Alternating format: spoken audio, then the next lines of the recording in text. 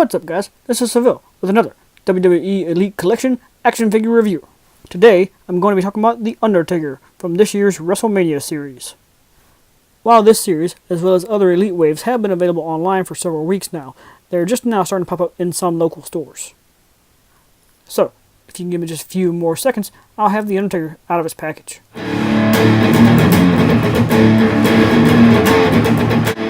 If you enjoyed this video, please give it a thumbs up and comment below. And if you want to see more from me, please subscribe and hit that notification bell. Now that the Undertaker is out of its package, I'm going to give him another full rotation on the spinner. That way you can see him all the way around. Considering that it has been a while since my last WWE figure review, there have been some changes to the line that I have not yet noted on this channel. Toward the end of last year, Mattel started implementing some new face scan technologies similar to that of Hasbro's. It was a bit sporadic in that some figures were using it, while others were clearly still not.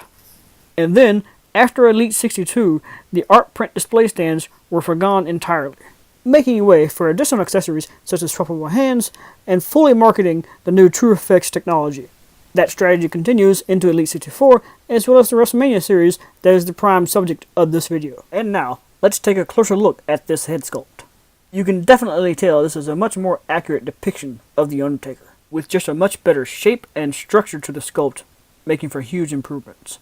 However, it does seem like that the new sculpt technology has led to some side effects of the paints not quite being detailed enough, with some of the more minute details, such as the eyebrows, seeming unfinished. Similarly, the sculpt of his goatee under his jaw isn't painted either. As far as the body sculpt from the neck down though, that's not really changing. In fact, here I have an earlier version of the Undertaker from when he had short hair. And as I said, from the neck down, it is the exact same body. But here, you can really see what I mean by how well they've improved the head sculpts. It looks immensely better from any angle. Even the size of the head is more accurate to the body frame now. So let's see just how far they've really come in the time Mattel's had this license. By taking away the short-haired Undertaker and adding in the very first Mattel Elite Undertaker.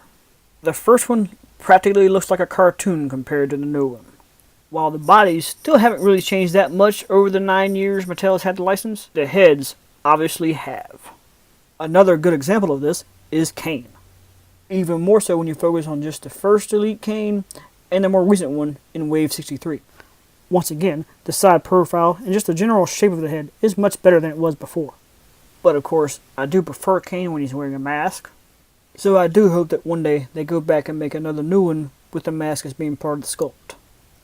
And finally, here I have Roman Reigns. While the differences aren't as prominent as they were on some of the Undertaker and Kane figures, the improvements are still pretty noticeable, with only a handful of waves in between these two figures.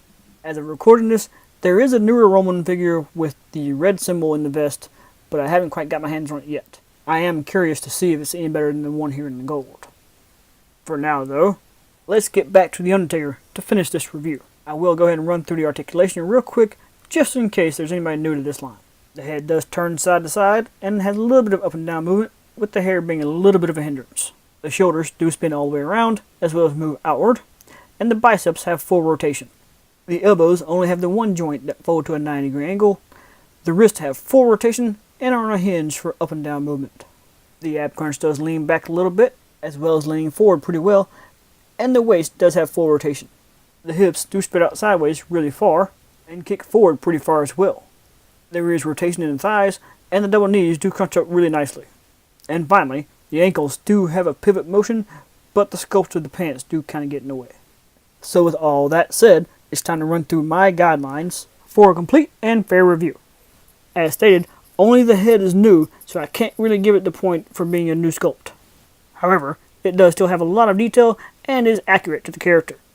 Unfortunately, the quality control on the paint apps on the new sculpt did leave a little bit to be desired, but it is in scale with the rest of the line, has more than 20 points of articulation, and does balance really well. While it did come with the hat and coat for accessories, the extra hands for the Undertaker were about useless because they didn't have his gloves on. In general, the roughly $20 price point is fair for the Elite line, and going into WrestleMania, you should be able to find this figure, as well as many others, practically everywhere, especially in Walmart. Leaving it to an 8-star rating, meaning it is excellent and a must-own for all fans of the character. So while these figures do still have some flaws, the improvements they're making certainly add more value to them. And I'm curious to see just how far these improvements can go over the coming years.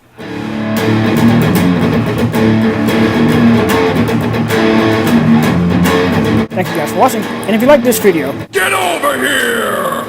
and subscribe to Civilian Collectibles.